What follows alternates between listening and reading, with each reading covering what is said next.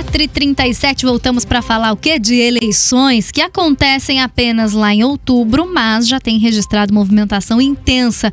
Olha, vou falar aqui desde o ano passado, né? Muitas vezes, é claro que essa movimentação se acelerou agora no início do ano e principalmente nesse último mês com a janela partidária. E aí, algumas mudanças, algumas alianças trouxeram até tensões e discussões dentro de um mesmo grupo político, dentro de um mesmo espectro, acontecendo de maneira aberta nas redes sociais. Aqui no Paraná, a gente falou hoje mesmo, né, Carlos Cobalcão, antigos inimigos ali há cerca de alguns meses até mesmo, agora falando abertamente de talvez caminharem juntos nas eleições. Olhando para a eleição passada, então nem se fala, inimigos anteriormente postando vídeos agora abraçados, de olho na campanha de 2026. Esse é justamente o assunto do nosso quadro Ponto de Vista de hoje. Na Jovem Pan News, Ponto de Vista. Para falar sobre esse assunto, estamos recebendo o advogado, mestre em ciência política e professor da PUC Paraná, Mário Lepre, e também o consultor e coordenador de campanhas eleitorais e presidente do Conselho de Administração do Livres, Luiz Leles. Primeiramente, quero agradecer demais a presença dos nossos convidados e vou fazer o seguinte, vou começar passando a palavra para Luiz Leles, que tem experiência em campanhas eleitorais, até para a gente conseguir puxar um histórico aí. Porque hoje mesmo aqui, Luiz, nesse jornal, vou citar 2 exemplos que nós demos aqui do estado do Paraná. Cristina Grêmio abraçada com Ratinho Júnior e abraçada no PSD, de olho nessa eleição aí de 2026, depois de todos os ataques que a gente viu acontecendo lá na última eleição municipal a esse partido e a aliados desse partido. E Ricardo Barros, da Federação União Progressistas, falando sobre a possibilidade de caminhar junto com Sérgio Moro nessa eleição de 2026, mesmo que há cerca de 40 dias fechou completamente as portas para uma candidatura de Sérgio Moro acontecendo dentro da federação. Para a gente não ir muito longe também, bom, o último final de semana foi marcado ali por troca de farpas também acontecendo entre Eduardo Bolsonaro e Nicolas Ferreira. A gente tem visto essas tensões ali, discussões por protagonismos acontecendo nos mesmos grupos e, ao mesmo tempo, inimizades antigas virando amizades de olho em interesses eleitorais. Isso é um fenômeno mais recente que veio à tona por conta das redes sociais ou, na verdade, já acontecia, mas não era tão explícito assim, hein, Luiz? Muito boa tarde para você. Luiz, acho que está com o microfone fechado. Vamos ver se é aí na sua máquina e agora a gente consegue ouvi-lo mais uma vez. Boa tarde. Oi, desculpa. Boa tarde, pessoal da Jovem Pan News, obrigado pela oportunidade mais uma vez. Eu entendo que isso é um fenômeno mais recente, sim, mas não por causa das redes sociais. Isso é um fenômeno da cláusula de barreira. A gente tinha aí até mais ou menos uns 10 anos atrás um cenário no Brasil onde a pulverização de partidos, a gente chegou a ter mais de 30 partidos aí no Brasil, permitia que cada liderança política, cada cacique fosse dono do seu próprio partido e não tivesse que dividir comando com ninguém, não tivesse que negociar com ninguém, né?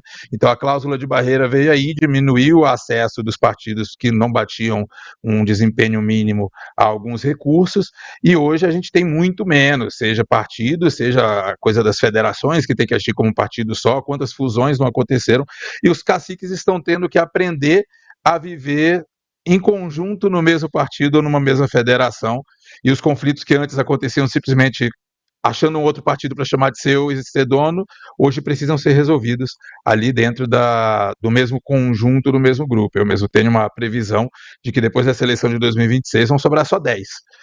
E aí a gente tem que ver Nicolas e Eduardo se brigando, a coisa do União Brasil com o PP agora, então o Ricardo está aí dizendo que pode apoiar o Moro, mas o Ratinho Júnior colocou vários dos seus nomes da sua base dentro do União Brasil, vão ter que negociar ali e ver o que sai. Então acho que isso é um fenômeno novo, mas não por causa da rede social, e sim da cláusula de barreira. Perfeito, já quero passar aqui para o nosso outro convidado, Mário Lepre, para entender se a sua análise, professor, também vai nesse sentido. Se isso é um fenômeno que veio por conta da cláusula de barreira, né? E se, eu já queria trazer um ponto a mais, isso acontecendo, né? Essas negociações mais de perto envolvendo partidos, porque vai sendo mais difícil sobreviver. Isso é positivo para o eleitor que fica de olho e está acompanhando, né, de camarote nas redes sociais, brigas acontecendo entre personagens ali que se dizem do mesmo espectro político, por exemplo. Muito boa tarde, bem-vindo. Boa tarde, Manuela. Boa tarde, Carlos. Boa tarde, Luiz. Então, veja, a política sempre foi grupos que muitas vezes divergem, mas o Luiz tem razão numa situação, né? Hoje, o que está acontecendo é que a cláusula de barreira ela tá afunilando os partidos políticos. Isso é verdade. Então, o partido não tem mais acesso a recursos, o que era fundamental, né? É fundamental. E aí você tem, por exemplo, agora você teve a janela partidária e você já percebe que há uma tendência a buscar aquilo que é mais desejável, ou seja, ser eleito. E aí eu preciso ter um partido que me possibilite isso. Então, alguns partidos vão ter muita dificuldade a partir de 2026, 2030, então a cláusula aumenta mais ainda, né? Então, é muito difícil para você estar num partido onde já tem algumas figuras que provavelmente, na eleição proporcional, vão estar ali entre os primeiros, né, a serem eleitos, por conta exatamente que o eleitor é que vai fazer essa definição, né? O nosso sistema é um sistema eleitoral em que ele é proporcional, mas é o eleitor quem indica dentro da lista do partido quem é o primeiro a ocupar a posição, quem é o segundo, né? Então é uma lista aberta. E aí, obviamente, que você tem nomes que estão nas redes sociais, que muitas vezes têm mais viabilidade, que acabam, sim, transferindo para si essas prerrogativas. Eu acho que muitas vezes as brigas, né, que a gente vê por aí acontecem por causa disso, porque alguns nomes eles são extremamente robustos. E aí, obviamente, que há, sim, aquelas arestas, né? Mas eu diria para você que faz parte da política, né? A Cristina Graham, por exemplo, é uma manobra estranha, eu diria, né? É muito difícil para o eleitor dela fazer a compreensão daquilo que ela acabou fazendo agora nos últimos dias, né? Porque o eleitor dela é ideológico, então você tem um eleitor que não está... É diferente, por exemplo, de uma manobra de um político. Vamos pegar o Giacobo, que era do PL e foi para o PSD. Para o Giacobo, para a base dele, sem problemas. Para o Ricardo Barros, que a gente estava falando agora há pouco aí, também. Então, alguns políticos, eles têm uma base que é uma base elástica, que não está vinculado ideologicamente a algumas coisas. Agora, a Cristina é o contrário. Essa manobra da Cristina é uma manobra que o eleitor dela ele vai ter que digerir isso. E isso não vai ser muito fácil, não, de lidar com essas situações. Então, eu diria para você o seguinte, sim, há arestas, há brigas, há movimentações, mas, no frigir dos ovos, alguns políticos eles têm que tomar muito cuidado com algumas decisões que tomam. Por quê? Porque o eleitorado muitas vezes está de olho, é o caso da Cristina. Pegando esse gancho, eu queria perguntar ao Luiz, na questão prática, né? Como é que vai fazer o candidato para explicar isso ao eleitor? Né? Porque o eleitor está posicionado, bem como o professor Mário Lepe falou, olha o candidato com espectro político, desculpa o termo aqui, descendo a porrada ali no adversário, e de repente ele vai para essa trincheira do adversário e tem que convencer o seu eleitor de que fez o movimento certo para buscar um mandato. Como é que fica o eleitor nisso tudo? Ele entende isso? O que o candidato pode fazer para que esse eleitor não o abandone durante um período eleitoral, olhando para um cenário completamente polarizado que a gente vive hoje? A gente vai ter que descobrir quem consegue esticar até quando, né? Então, até pouco tempo atrás, a gente entendia quais eram os limites do que um político podia fazer sem perder o seu eleitorado. Isso é um fenômeno global, né? A gente teve aí recentemente uma frase do Trump dizendo que ele podia fazer qualquer coisa que as pessoas ainda iam estar com ele. O Trump pode chutar uma criancinha na rua que eles vão justificar e os apoiadores dele vão continuar com ele. Existe muito o sentimento de time quando a gente fala em polarização afetiva e tem um processo de dissonância cognitiva, de você ver uma contradição e essa contradição a partir do momento em que ela é a favor do seu time, ela é válida, né? Tem gente que consegue sobreviver isso e tem gente que não consegue. A gente teve nas últimas eleições o caso aí, por exemplo, da Joyce Hasselmann, que se elegeu em 18 com muitos votos, ou Alexandre Frota, aí, quando foram abandonados pelo bolsonarismo, aí, despencaram e não se elegeram em nenhum outro partido, acabaram com a sua carreira política. O Frota hoje é vereador no interior de São Paulo, né? E a gente tem casos de gente que pode ser imune a isso. Hoje o Nicolas está testando o quão maior do que o próprio bolsonarismo ele se tornou, o quão maior do que a família Bolsonaro ele se tornou. É uma dúvida que muita gente está tendo por aí, talvez o próprio Nicolas, talvez o próprio Eduardo, por causa dessa briga toda. E aqui no Paraná a gente tem a questão do Moro, né? Então, o quanto o eleitor do Moro compra a relação dele com o próprio Flávio, de quem ele saiu do governo Bolsonaro, dizendo que o Jair estava protegendo o Flávio, interferindo na Polícia Federal. O quanto essa coerência vai ser cobrada, mas igual a gente estava falando mais cedo, um cenário que vai ser natural para o eleitor e que o eleitor vê como um mercado, no fim das contas, é que com menos partidos, os partidos vão ter que se acostumar também a abrir mão do cenário que tinha antes, onde eles podiam não significar nada. Os partidos podiam não ter identidade, afinal, 1 entre 30, tanto faz o que você significa. A gente tinha poucos partidos de verdade no Brasil, e os partidos vão ter que começar a se aglomerar entre identidades ideológicas mais ou menos coerentes, pelo menos, né? Mas acho que isso ainda é um processo que os próprios caciques estão se acostumando a fazer. Agora, professor Lepre, só pegando esse gancho aqui do Luiz, sobre essas contradições que ele apontou, isso só o meio político vê, só os jornalistas políticos veem, os analistas, os estudiosos, ou isso o eleitor também vê? Ou ele está agora mais preocupado em fechar a conta do mês ali, em pagar as contas? A eleição não é agora o momento de interesse dele? Existe uma fatia, Cássio, do eleitorado que não está muito preocupado com nenhum tipo de movimentação do político. Por isso que eu falei agora da Cristina. Porque o eleitor da Cristina é um eleitor ideológico que tem nela uma política que tem um determinado perfil e ele acompanha. Então, talvez o eleitor da Cristina, sim. Mas, regra geral, o que a gente tem os eleitores ideológicos, tanto à esquerda quanto à direita, que acompanham mais, que visualizam isso, que têm dificuldade, por exemplo, em perceber as mudanças de partido e a junção de antigos opositores figadais com agora numa eleição estando juntos, né?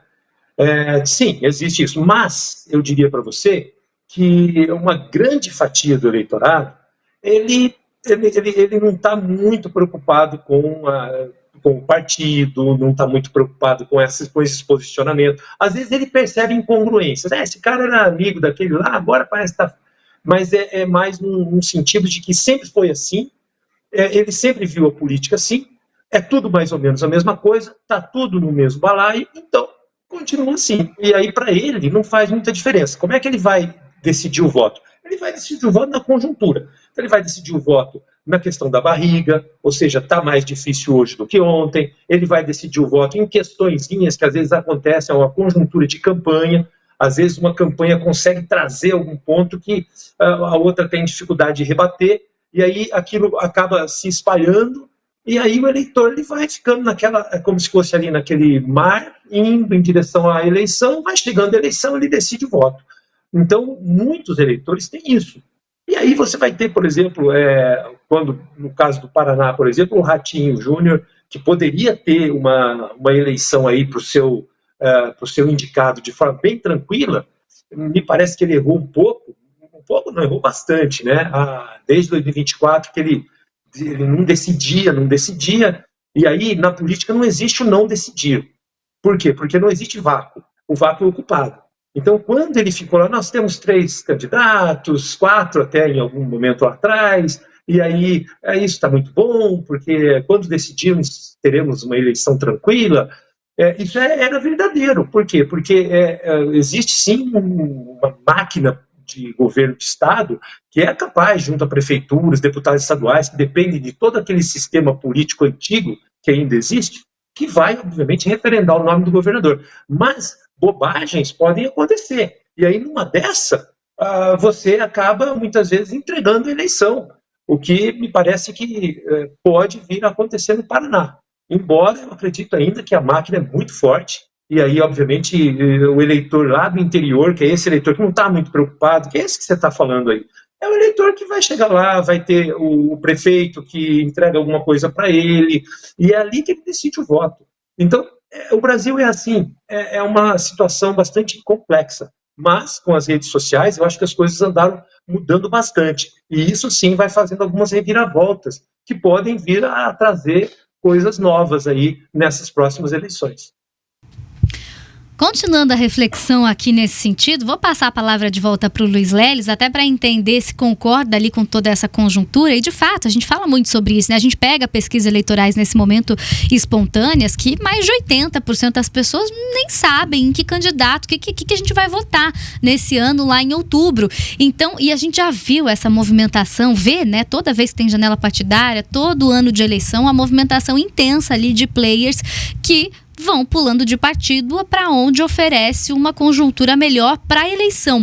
E eu queria entender, Luiz, também o quanto que você vê isso de impacto para o eleitor, porque é o que me parece mesmo, para esses 80% ali dos eleitores que não acompanham de fato os bastidores, pode ser que nem saibam, vão votar lá no candidato Luiz Leles, que é candidato ao governo aqui do nosso estado, mas nem chega a perguntar, a saber em que partido tá, se saiu de outro partido. Sérgio Moro, por exemplo, né, que a gente estava falando ali, passou por 3 partidos nos últimos meses, né? Tava no Podemos, depois foi União Brasil, agora tá no PL. E é isso, pode ser que muita gente vai votar nele ou deixar de votar nele, mas nem sabe em que partido ele tá. Na economia política, a gente trata isso através de uma teoria lá da década de 50, se não me engano, do Anthony Downs, que é a teoria econômica da democracia. Aí a gente entende que o eleitor, como num mercado qualquer, ele é um consumidor que ele tem a vida dele tocando e ele não consegue, pela quantidade de informação, acompanhar todas as informações da política. O custo dele ter essa informação é muito grande. Então ele prefere racionalmente ficar ignorante, até o momento em que ele tem que decidir.